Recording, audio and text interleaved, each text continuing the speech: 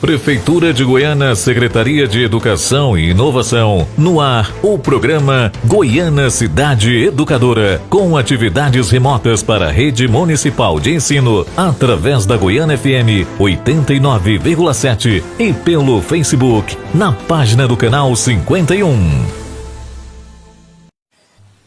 Olá, meus amores, tudo bem com vocês? Olha, lembra de mim? Não? Mas também já faz tanto tempo que eu não apareço por aqui, né? Mas eu vou lembrar vocês, eu sou Ângela Bandeira, professora da Rede Municipal de Goiânia, trabalho na escola Cônego Fernando Passos e eu vou estar essa semana aqui com a educação infantil para trabalhar muito temas legais.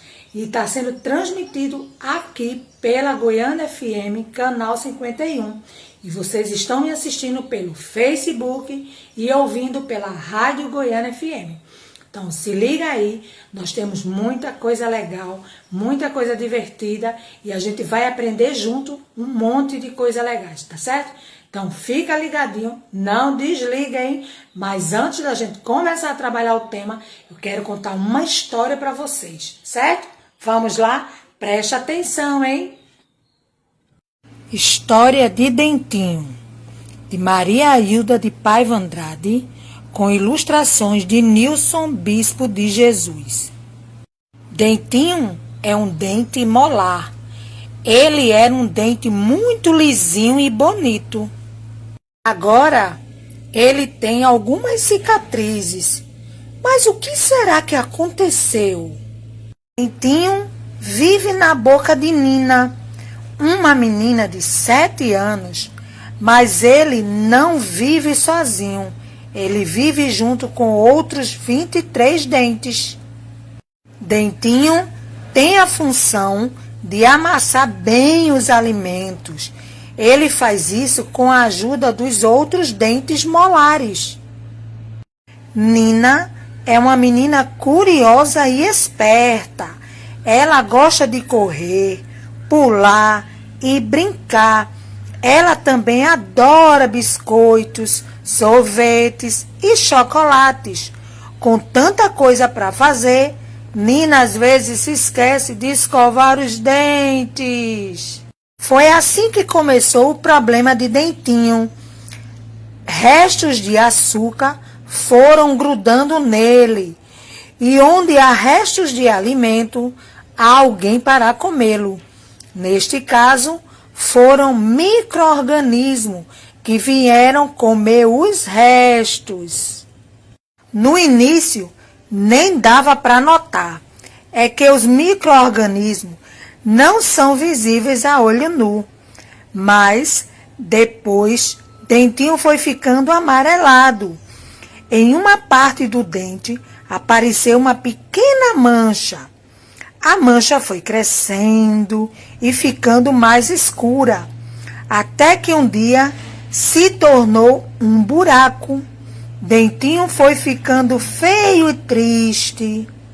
O buraco aumentou e aí doeu. Quando doeu, Dentinho pôs a boca no trombone. Ai, foi Nina que sentiu dor!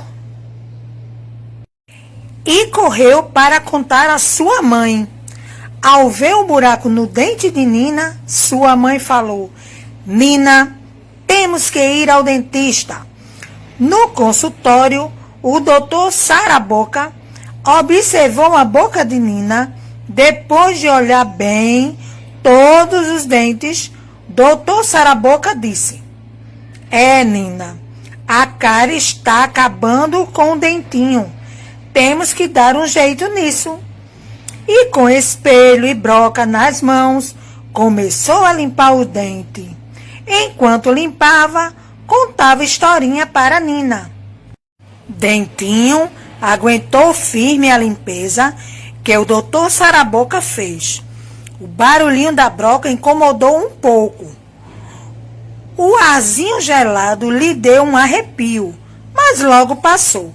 Depois da limpeza, o doutor Saraboca tampou o buraco com uma resina. Ele lustrou e poliu bem, para a resina ficar bem lisinha.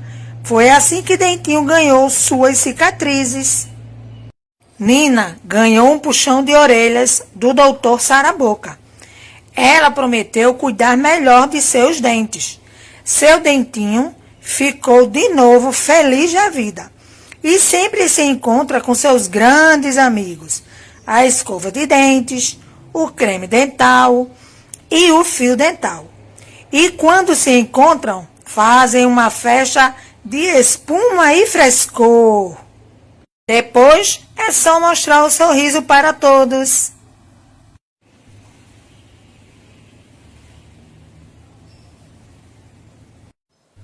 E então, assistiram a historinha, ouviram a historinha, gostaram? Já perceberam qual é o assunto que nós vamos trabalhar hoje?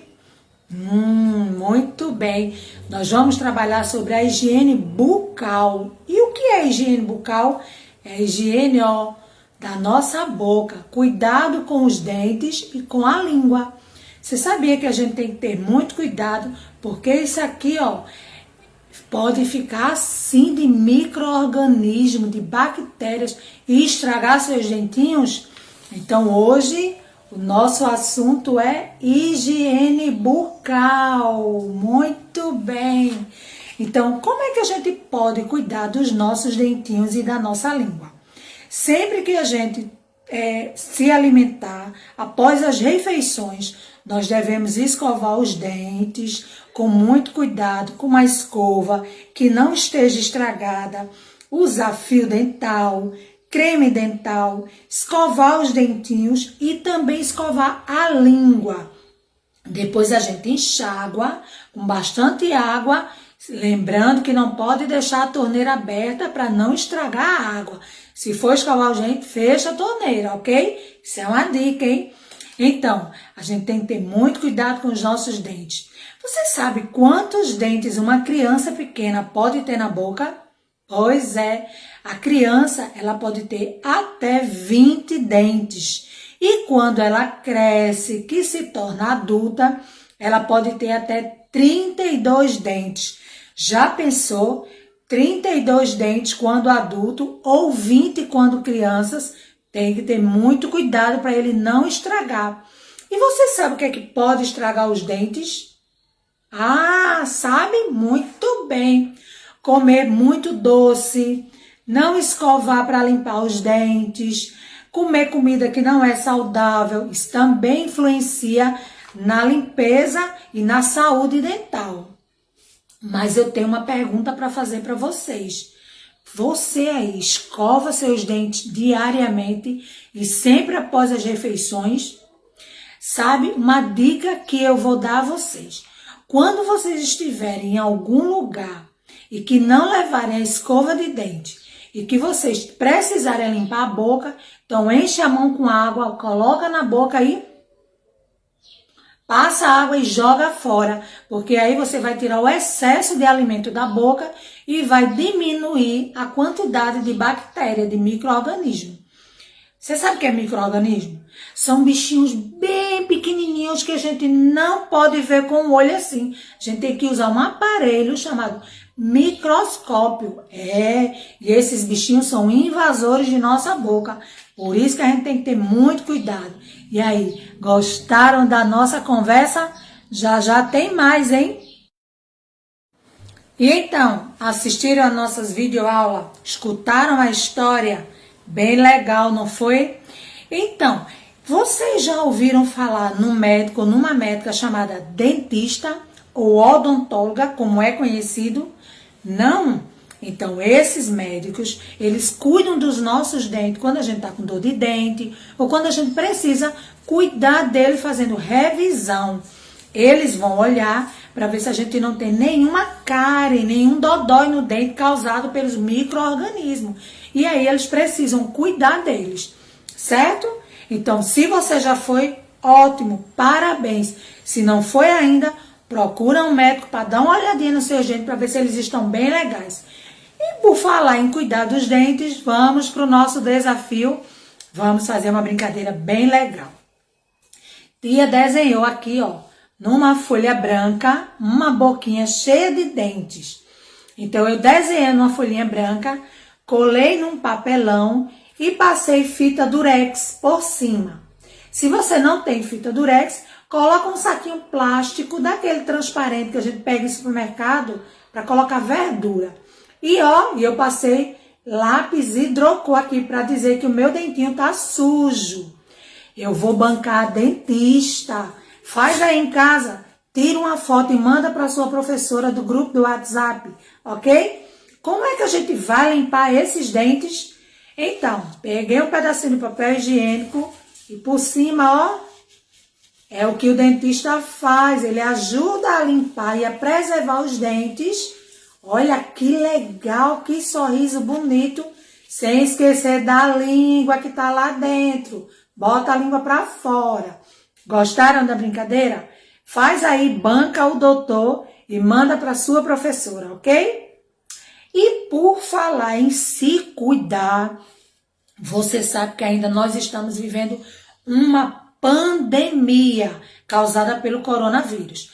Então, se você precisar sair, o que é que você vai fazer? Você vai usar máscara, isso. Não deixa de usar máscara, porque ela é muito importante para a sua saúde e para que você não se contamine. E se você também puder, leva o álcool, precisou, pegou alguma coisa, pegou em dinheiro, usa o álcool em gel ou o álcool 70. Gostaram da dica? Se cuidem para que a gente possa se ver presencialmente nas escolas em breve. Tá legal? Beijos, gostaram da nossa aula? Que maravilha! Mas a professora de vocês precisa ver o desafio. Participem das atividades, sejam interativos e muito obrigada por me assistirem hoje. E amanhã, se Deus quiser, a gente se vê, hein? Beijos!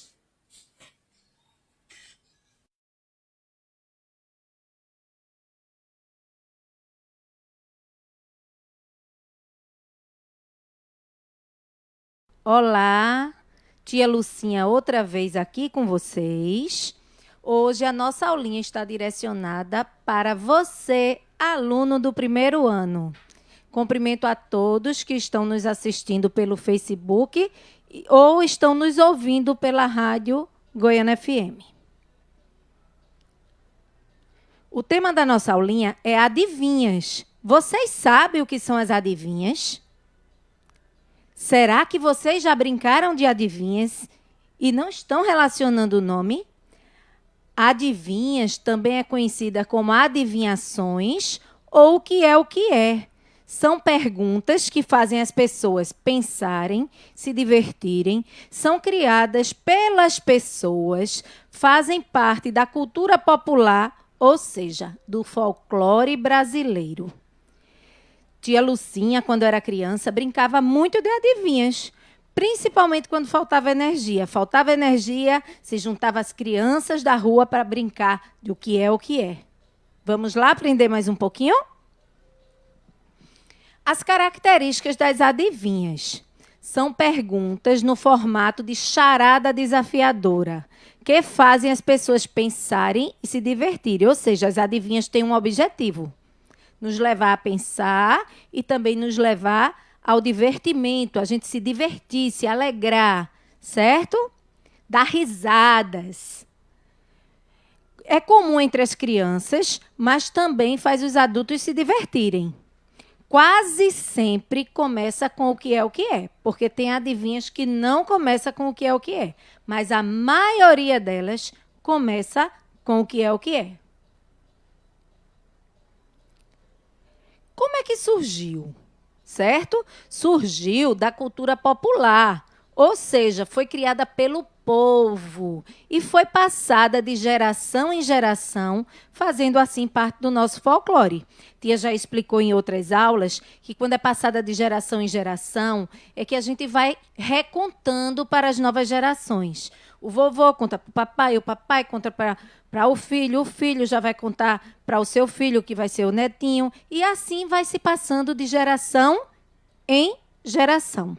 Por isso que faz parte da cultura popular, do nosso folclore. Tipos de adivinhas.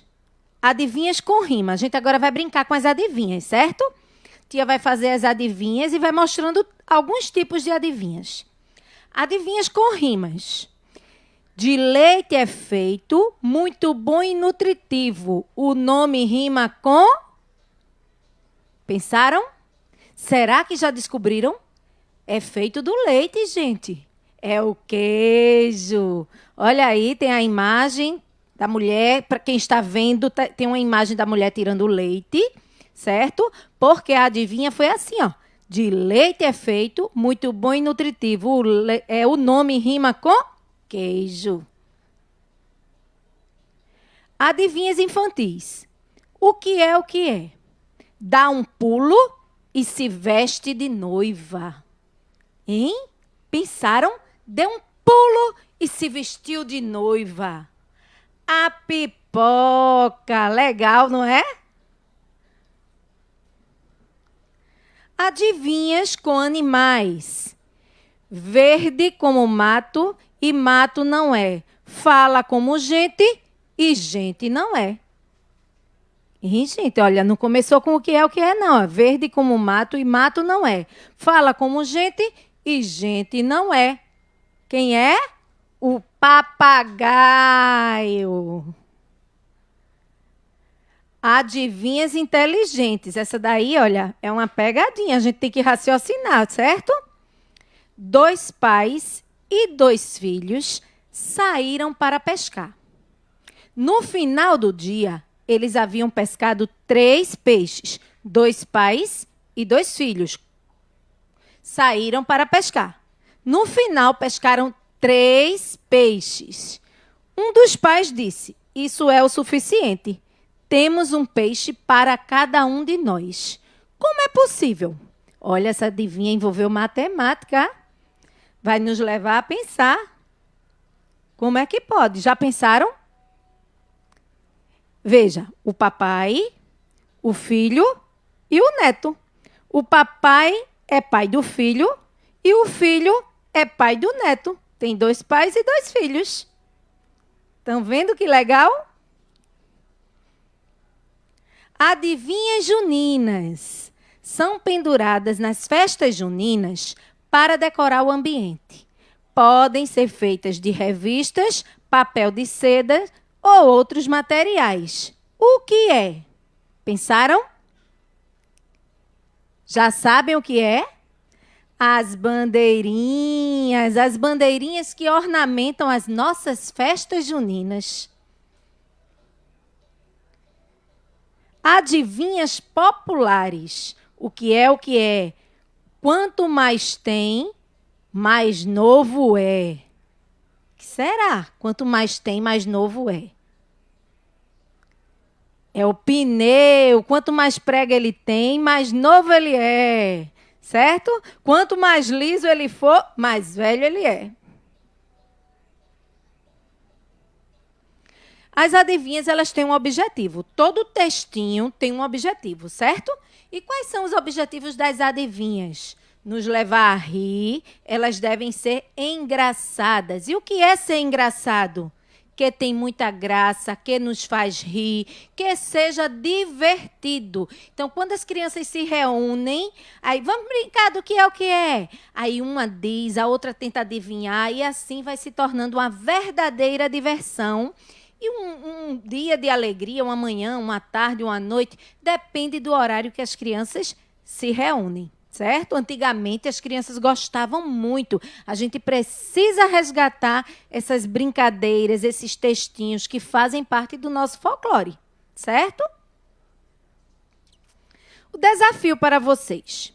Com a ajuda de um adulto, grave um áudio respondendo a adivinha e mande para o WhatsApp da sua turminha.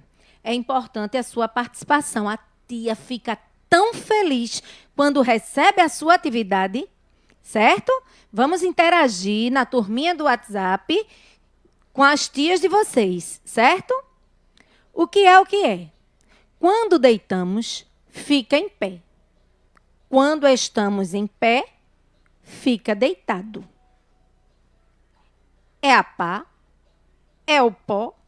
Ou é o pé? Então, vocês vão gravar o áudio dizendo a adivinha e dizendo qual é a resposta. E mandar para a tia de vocês. Combinado? Então, vamos recapitular um pouquinho. Então, as adivinhas são pequenos textinhos, frases, normalmente começam com o que é, que nos leva à diversão e também pode nos trazer informação. Viram a adivinha com rima? Adivinha com rima, a gente está trabalhando o quê? Está trabalhando com português. A adivinha junina, a gente está trabalhando com o quê? Com as questões das festividades que fazem parte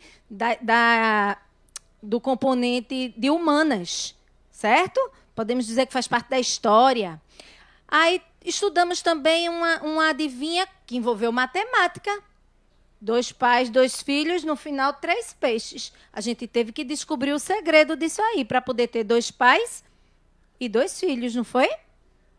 Então é isso. A gente aprende também com as adivinhas, certo? Normalmente com o que é, mas pode não começar com o que é, certo? Mas a gente tem que entender que ali é uma charada. O que é charada? É uma pergunta para a gente descobrir a resposta, certo?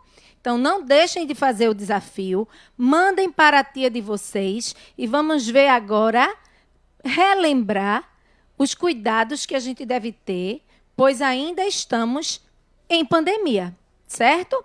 Então, usar máscara, não esqueçam de usar a máscara.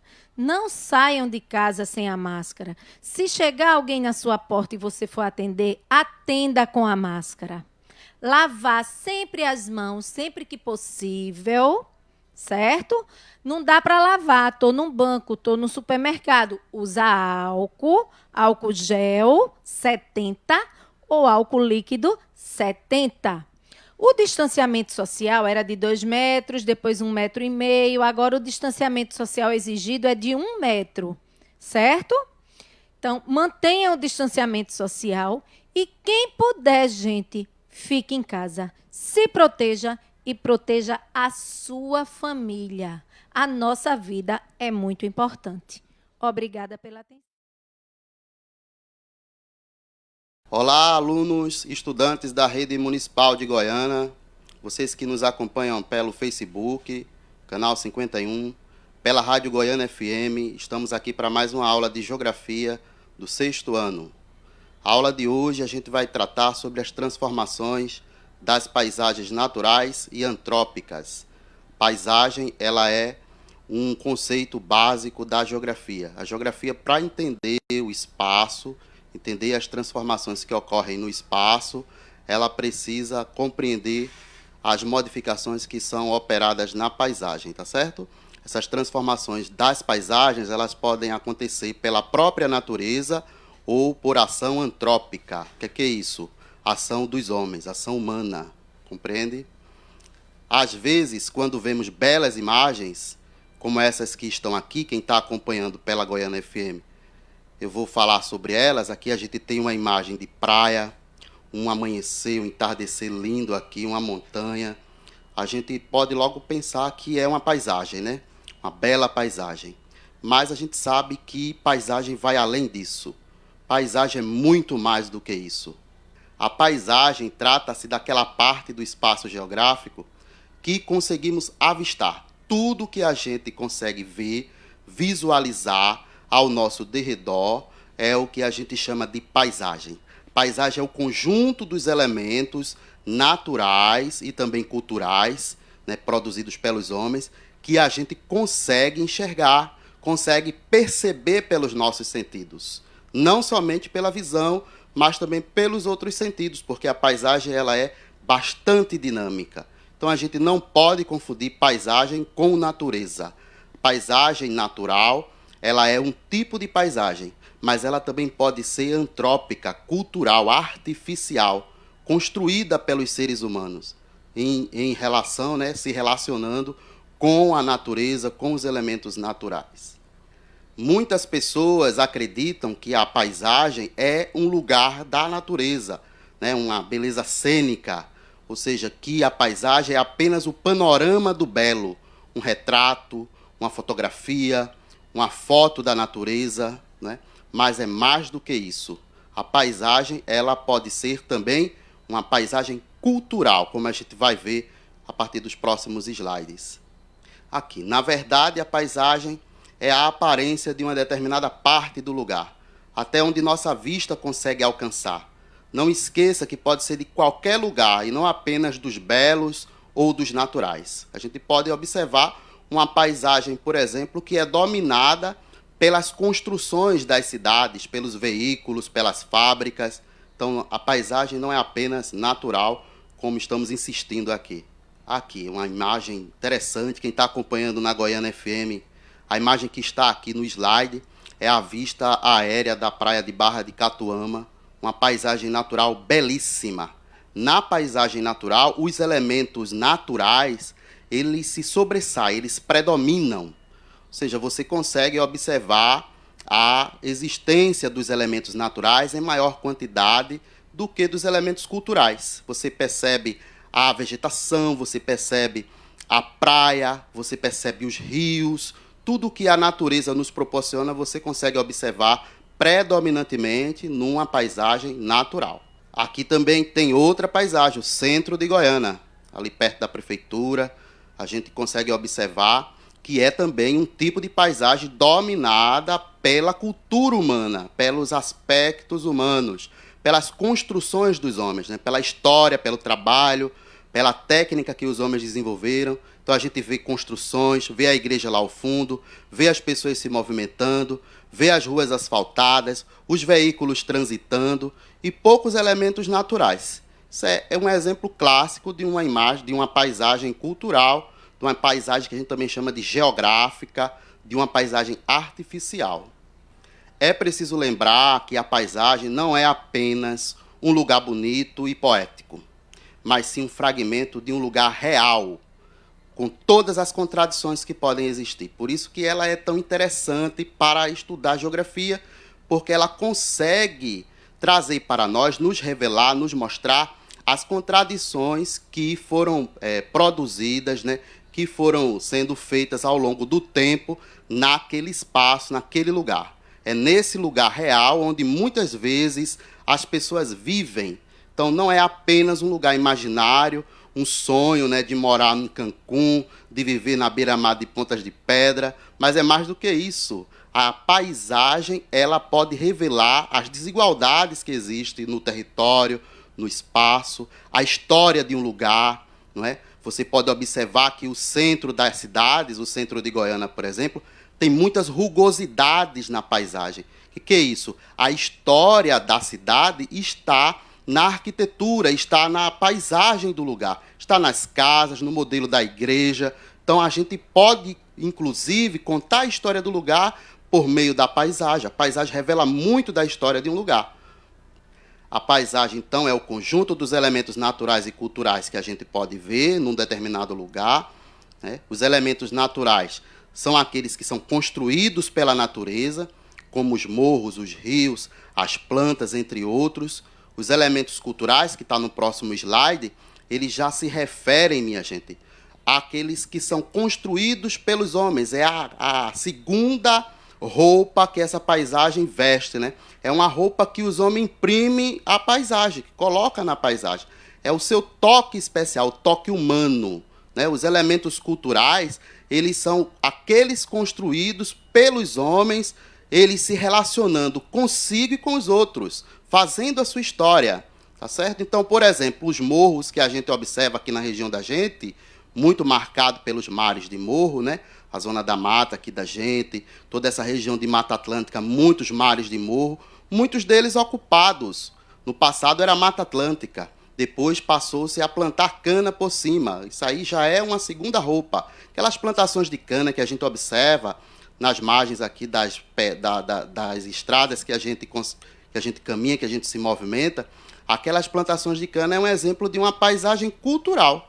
Não é uma paisagem natural, apesar da vegetação, mas é agricultura. Agricultura é trabalho humano, tá certo? Ali é uma monocultura, ali é o canavial plantado pelos homens e os elementos culturais estão ali com o dedo do homem, né? Então, os elementos culturais, a gente também chama eles de artificiais ou humanizados, são aqueles que os homens constroem, os prédios, as pontes, as rodovias, os veículos, né, as plantações. Tá certo, pessoal? Onde tem o predomínio dos elementos naturais, a gente tem uma paisagem natural. A gente está vendo aí, você que está acompanhando pelo rádio, a gente está vendo aqui uma paisagem linda, né, com o sol a pino aqui, numa área de morros, né, com o verde da vegetação. Né? Isso é uma paisagem natural. Por quê? Porque predomina os elementos naturais. Por sua vez, a gente tem uma paisagem onde predomina os elementos culturais. Né? Onde predominam os elementos culturais, a gente tem uma paisagem geográfica, uma paisagem cultural, uma paisagem humanizada, uma paisagem artificial. Você pode observar na foto, quem está vendo pela internet, quem está acompanhando pelo canal 51, você pode observar na foto a imagem de construções antigas, uma paisagem histórica da cidade de Olinda, muita vegetação por próximo, até o mar adiante, né, o oceano lá atrás, mas predominam os elementos culturais, os elementos construídos pelos homens, essas edificações, essas ruas, essas casas. Então a paisagem ela é cultural. É importante, minha gente, ter em mente que através da observação da paisagem natural ou cultural, a gente pode obter informações a respeito do espaço geográfico. Como o espaço geográfico ele foi sendo usado pelo homem, né? Ele foi servindo ao homem durante o tempo, a partir da observação das transformações que a paisagem ela foi sofrendo. Né? As paisagens elas se modificam o tempo inteiro. Elas são dinâmicas, inclusive as paisagens culturais. A cultura, o comportamento, a história do homem vai mudando, o tempo vai mudando, as técnicas e os instrumentos de intervenção no espaço também vão mudando, vão se aprimorando, vem a tecnologia. Então, cada vez mais o homem tem capacidade de modificar as paisagens. As diferentes paisagens elas podem surgir com a modificação da natureza. Terremoto, por exemplo. O terremoto foi responsável por construção de meio mundo de falhas geológicas, né? Os abalos sísmicos, o movimento das placas tectônicas, construiu relevos, montanhas, né? Dobramentos modernos, dobramentos recentes. Um caso interessante, aqui no Brasil nós não temos montanhas. A gente pode observar o que for aí, a gente não vai ver uma montanha. É um morro, é uma serra, mas a gente não tem montanha por conta da história geológica da gente. As montanhas são dos dobramentos modernos, dos dobramentos antigos, onde há encontro de placa tectônica. Então, veja só, a própria natureza ela pode ser um agente de transformação da natureza, de transformação da paisagem. Né? As forças da natureza, a chuva foi quem suavizou esse relevo da gente aqui, esse relevo de mares de morro, né? De morros na forma de meia laranja, na forma de um mamelão, suavemente ondulado. Eles foram suavemente ondulados por conta das chuvas, erosão pluvial, né? E por conta dos rios, eles também foram desenhados pelos rios, erosão fluvial. Então veja só como a natureza também modifica as paisagens. Com o passar do tempo, a gente pode perceber que elas se alteram com o clima, com o sol, com o intemperismo, né? Com a matéria orgânica em decomposição, com tudo que a própria natureza oferece, mas também com a história do homem. O homem causa um impacto enorme na construção da paisagem. Veja, numa outra situação, uma paisagem natural ela pode se transformar também numa paisagem cultural. Por exemplo, aqui tem uma fotografia da Praia de Suape, antiga Praia de Suape, que teve sua paisagem totalmente modificada. Acompanha aí na próxima tela, que você vai observar que o Porto de Suape fez com que houvesse uma alteração naquela paisagem natural. Onde predominava a natureza, agora predomina o Porto de Suape, inclusive que é um dos agentes responsáveis por aqueles ataques de tubarão no Recife. Né? Veja como a modificação das paisagens ela pode interferir diretamente na vida da gente. A construção do Porto de Suape é um exemplo disso, né? Mexeu com os ecossistemas dali E uma das causas desses ataques crescentes de tubarão é justamente essa intervenção na natureza. Essa mesma paisagem, que é o Porto de Suape, no decorrer dos anos pode ser bastante modificada. A paisagem cultural também pode ser modificada, como eu disse antes, por conta do desenvolvimento das técnicas, do desenvolvimento da tecnologia, pode aprofundar as transformações. Por exemplo, o crescimento do Porto de Suape, que tem alterado ainda mais a paisagem. Ele não para de crescer e a paisagem não para de ser modificada. Dessa forma, essa paisagem de Suape, que a gente está dando como exemplo, passa a ser uma paisagem geográfica, uma paisagem transformada. Esse tipo de paisagem, ele é caracterizado quando ocorrem grandes mudanças na paisagem natural. Muita alteração. Vamos dar outro exemplo aqui perto da gente, a Mata Atlântica, que era uma floresta. Por que se chama mata? Porque é o que sobrou de uma floresta. A floresta amazônica está lá de pé. Originalmente foi destruída assim, não foi destruída como a Mata Atlântica. A floresta atlântica antiga que foi destruída, sobrou somente 5%, para dar lugar às grandes cidades, né? A maior parte das cidades grandes do Brasil estão nessa região, para dar lugar à monocultura da cana-de-açúcar. Então, a paisagem foi muito modificada ao longo do tempo. Perdemos 95% da cobertura original da nossa vegetação de Mata Atlântica. Sobrou só 5%. O que a gente vê de Mata Atlântica hoje é 5% do que ela foi há 300, 400 anos. Né? E a história foi quem modificou. Esse tipo de paisagem ele é caracterizado quando ocorrem grandes mudanças na paisagem natural. Paisagem transformada, paisagem cultural. Essas mudanças elas proporcionam a destruição da vegetação, a poluição dos solos, a degradação dos rios, dos oceanos. Né? Então, a gente tem que ter muito cuidado, né? Planejar nossas ações sobre o espaço para não causar impactos que podem depois sobrar para a gente. Mas o que é que causa todas essas transformações nas paisagens, além de tudo que a gente já falou? Veja o que é que causa. Então, o que provoca essas transformações na paisagem? O trabalho humano, as técnicas que a gente desenvolve, as relações que a gente desenvolve no espaço. O trabalho dos homens é quem faz essas modificações na paisagem. Veja, através do trabalho, o ser humano modifica as paisagens de acordo com as suas necessidades. Aqui tem algumas fotografias. Né? A construção civil, produzindo marcas impressionantes na paisagem, aqueles grandes arranha-céus, aquela metrópole, olha o exemplo que a gente tem das Olimpíadas, né? Da Olimpíada, que tem que ser no singular, né? Que é uma edição da Olimpíada, lá de Tóquio. 40 milhões de habitantes numa metrópole, a maior metrópole do mundo. Observe o quanto não sofreu a paisagem daquele país tão pequeno, né? Um território tão pequenininho, mas com tanta gente, com tantas transformações. Então, através do trabalho, a gente vai modificando a paisagem.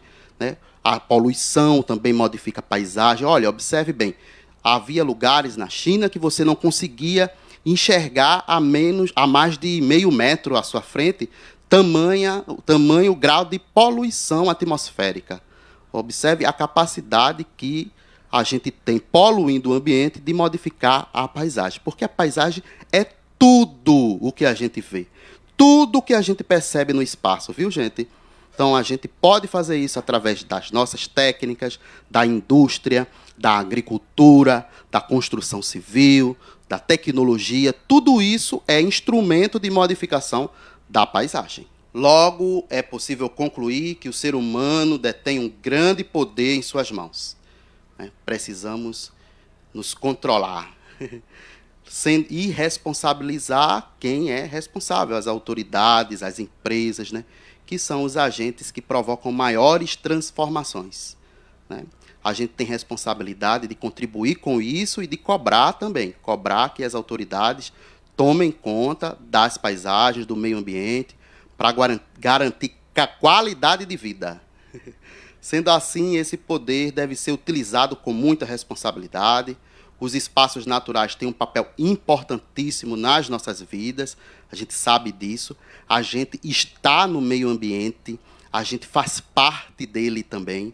estamos interligados. Se houver qualquer desequilíbrio, sobra para a gente. Você viu esses dias aí nos telejornais, na internet, as chuvas que caíram sobre a Europa, né? Fora de tempo e desproporcional, por conta das mudanças climáticas que tanto prejudicam a população do mundo inteiro. Veja, essas destruições que a gente vê operando no espaço, na paisagem, provoca, por exemplo, a falta de peixes no oceano, tão essencial para a sobrevivência de tanta gente, inclusive de nossos irmãos aqui de Goiânia, das praias, dos distritos, né, das populações caiçara que a gente tem por aqui, tradicionais. Então é muito importante a gente ter responsabilidade sobre o espaço, sobre a paisagem. Por isso existem também as paisagens preservadas. Aqui no Brasil nós temos leis que fazem, por exemplo, permitem, por exemplo, o estabelecimento de unidades de preservação e de unidades de conservação. Qual que é a diferença? As unidades de conservação, elas podem ser usadas sustentavelmente pelos caiçaras, por exemplo, pelos índios, pelas populações ribeirinhas, podem usar essas unidades de conservação sustentavelmente. O que é isso? Preservando, conservando, como o nome diz, os recursos que ali tem. Usar racionalmente, planejando para não deixar acabar, né? As populações tradicionais, elas nos dão aula de como fazer essa sustentabilidade, né? Os índios, as populações ribeirinhas, os caiçaras, eles lidam muito bem com o espaço, com a paisagem. O impacto que eles provocam é muito pequeno, obedece a reposição, né, o ciclo de reposição dos recursos na natureza, respeita e trata a natureza muito bem. Os indígenas, por exemplo, acham até que os rios são morada dos deuses, as árvores são deuses, são morada dos deuses, por isso que eles respeitam tanto o meio ambiente, tem essa relação muito diferente, né, do homem branco, do homem civilizado, que acha somente a natureza como coisa, como objeto, como mercadoria. Por exemplo, aqui a paisagem preservada. Pode passar o slide aí que a gente vai ver uma reserva aqui em Pernambuco, a Reserva Biológica de Saltinho, em Tamandaré, é uma reserva de conservação, unidade de conservação, né? Aqui perto da gente, em Goiânia, também tem unidade de conservação. Ali o canal do Rio Goiânia, a foz do Rio Goiânia é protegida, é a unidade de conservação, né? Existem também unidades de preservação, que é onde não pode haver intervenção humana de jeito nenhum. A preservação é diferente da conservação. A preservação é, como o nome diz, é preservar. Entendeu? Conservar é usar os recursos. Preservar você nem usa. É quando o caso é grave mesmo e a gente precisa proteger, aí a gente tira o homem de dentro e deixa só aqueles que precisam tirar conhecimento, né? Ciência, isso e aquilo. E no máximo um turismozinho para poder haver algum movimento ali. Glória a Deus, a gente terminou nossa aula de hoje com muita satisfação. Quero agradecer a vocês do 6º ano, que estão nos ouvindo pela rádio, que estão nos vendo pelo Facebook, pela internet. Quero pedir que vocês tomem cuidado, que usem máscara, que lavem as mãos, que sigam os protocolos de segurança para que a gente possa vencer esse vírus. Em nome de Jesus.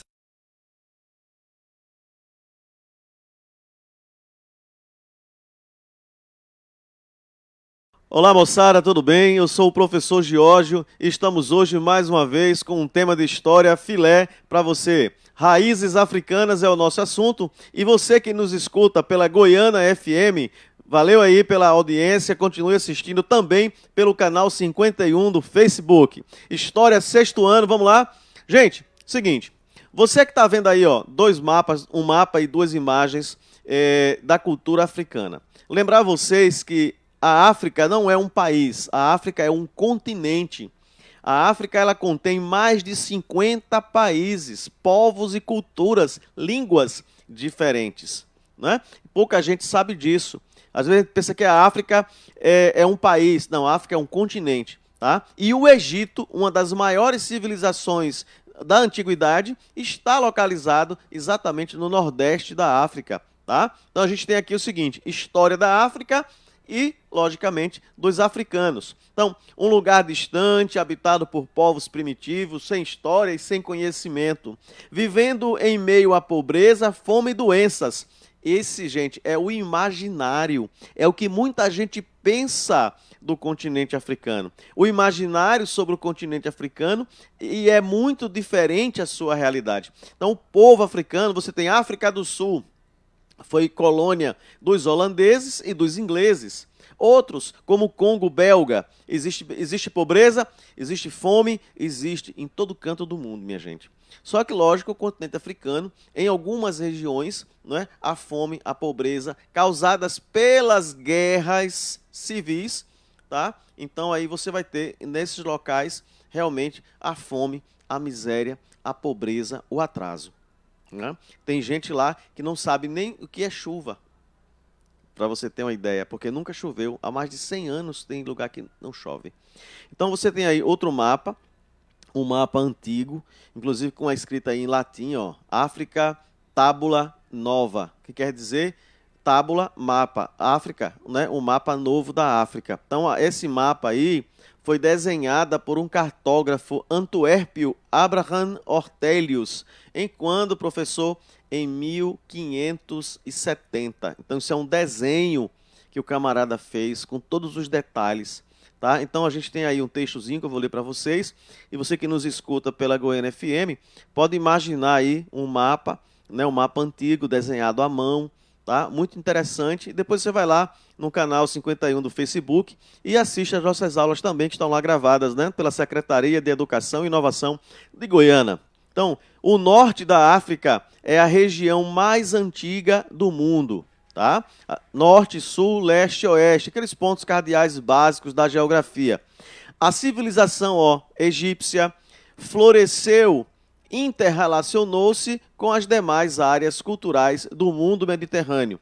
A região foi estreitamente vinculada há milhares de séculos, né? E depois que a civilização ocidental foi geralmente desenvolvida. Então, qual é o que a gente chama assim? O nordeste da África, o norte como um todo, que é banhado pelo oceano ou pelo mar Mediterrâneo, né, que faz ali a fronteira. No outro lado do mar Mediterrâneo, o que é que tem? Portugal, Espanha, Itália, né, os países dos Balcãs, né, a Grécia, até chegar ali àquela região do Oriente Médio, e aí volta todinho ali pelo norte africano. Então, esse norte africano é mais desenvolvido, não é?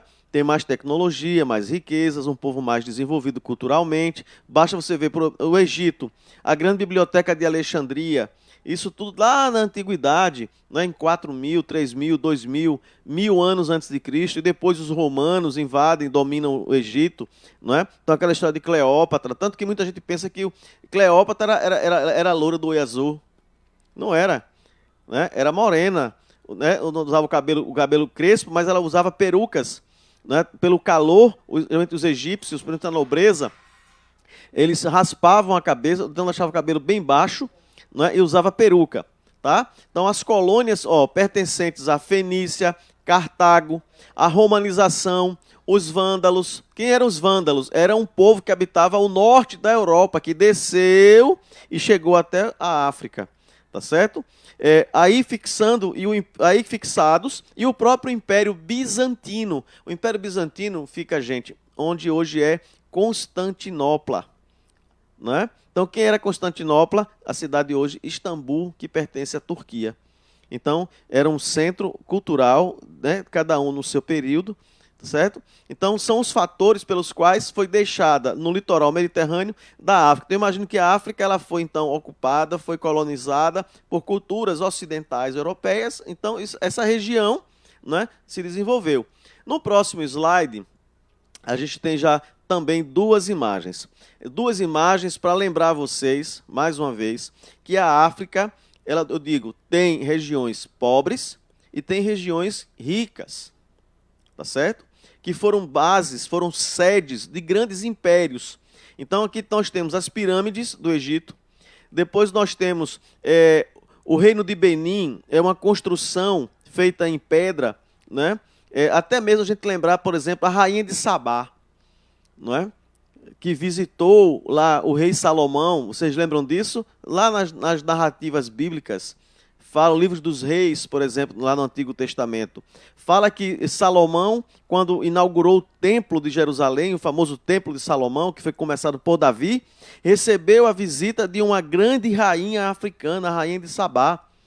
E ela foi até Jerusalém, dizem a história, inclusive que ela teve um romance com Salomão, teve alguns filhos com Salomão, e depois ela volta para o reino dela, não é?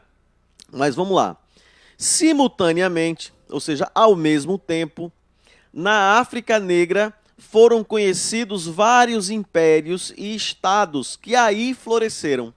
Esses impérios e estados nasceram grandes clãs e tribos submetidos a um só soberano, poderoso, com características próprias do feudalismo e da guerra.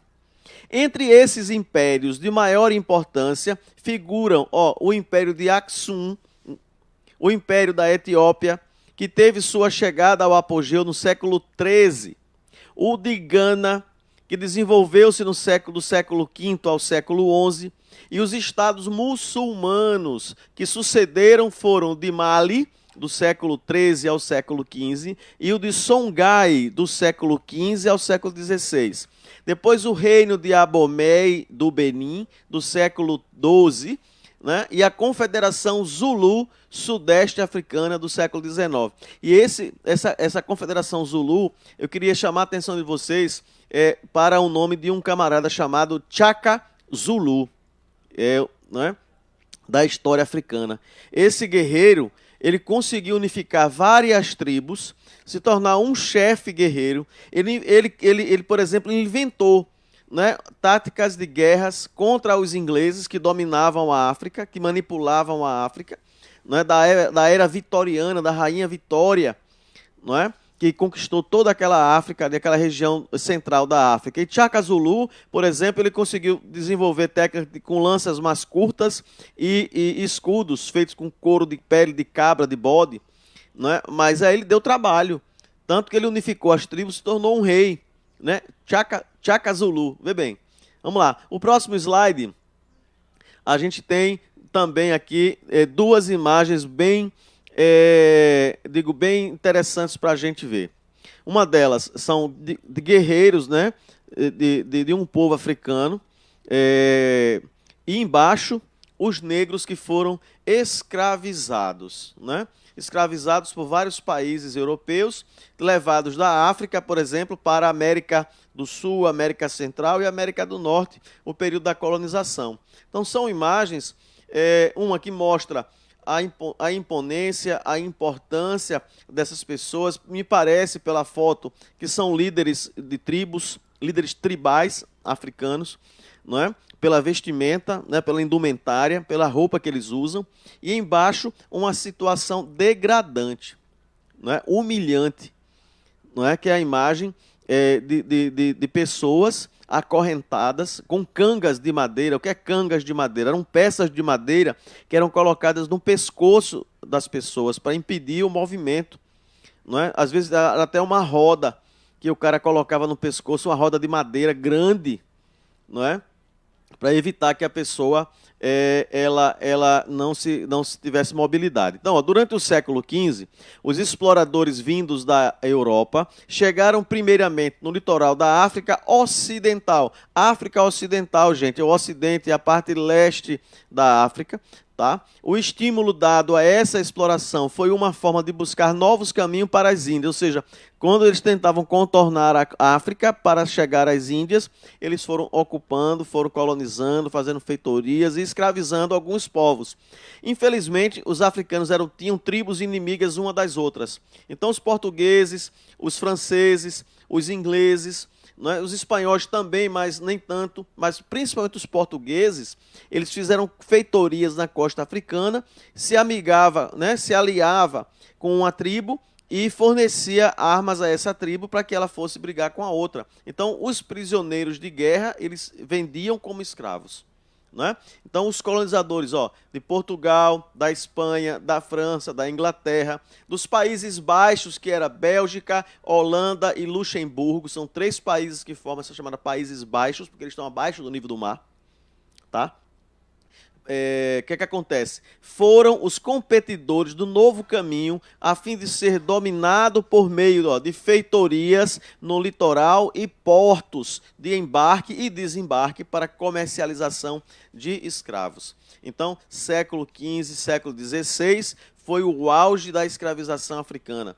Tá? No próximo slide, a gente traz duas imagens mostrando aí uma imagem, né, a exploração, né, abrindo o caminho em algumas regiões para criar as fazendas, criar as propriedades, criar as feitorias, né, principalmente é o que a gente vai ver depois, os protetorados, que eram regiões ocupadas principalmente pelos ingleses e belgas. E embaixo nós temos uma área livre já descampado, né, trazendo então que os europeus para ocupar uma região e usar como ponto de apoio. Então, ao mesmo tempo, foram realizadas as primeiras viagens científicas que adentraram, né, o interior do continente, como Charles Jacques Poncet, na Abissínia, em 1700, James Bruce, em 1770, procurando o local onde nascia o rio Nilo, Friedrich Conrad Hornemann, viajando no deserto da Líbia, sobre a garupa de um camelo, em 1798.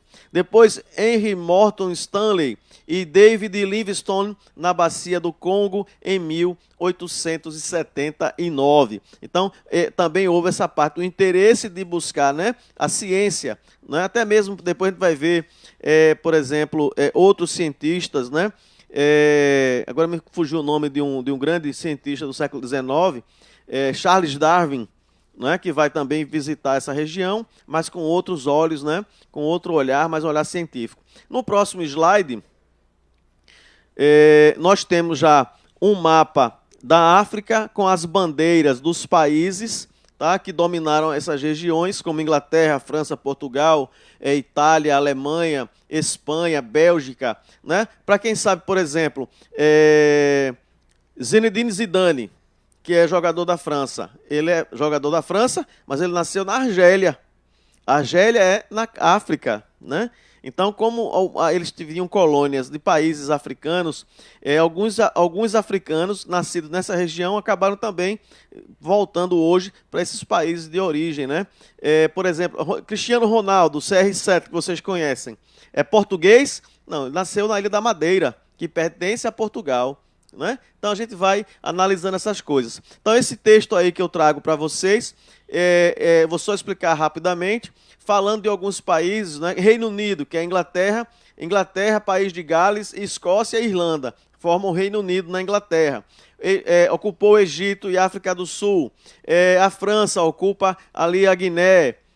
Depois a África, parte do Equador africano com Madagascar.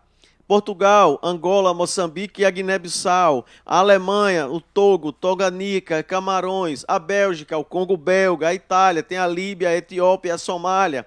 Então, veja, hoje esses países africanos falam também esse idioma, mas o seu idioma local, né, ou o seu dialeto, beleza? E ainda tem os Estados Unidos ali que ainda pegou. Agora, gente, eu trago para vocês 4 imagens bem distintas, diferentes, imagens da nossa atualidade. Um grupo africano, não é? A tribo Maasai, que são homens e pessoas de quase 2 metros de altura. Também tem os pigmeus, que tem 1,5 metro, 1,20 m. Veja que diferença genética, né, na própria África. Depois um mapa da África com a mão segurando uma tocha de fogo, significando o quê? Liberdade. Né? O cara está com uma corrente no braço partida, então mostra essa liberdade. E lembrar vocês, por exemplo, que aqui no Brasil, Goiânia foi a primeira cidade no Brasil a libertar seus escravos antes de qualquer outro, antes mesmo da Lei Áurea, né? A gente falou isso numa aula lá anterior, lá no início da construção, né, da origem de Goiânia. Depois uma foto aqui embaixo de um grande líder africano, que eu vou deixar aqui, vocês procurem quem é ele, certo? Mas eu vou dizer que é Nelson Mandela, na África do Sul, não é?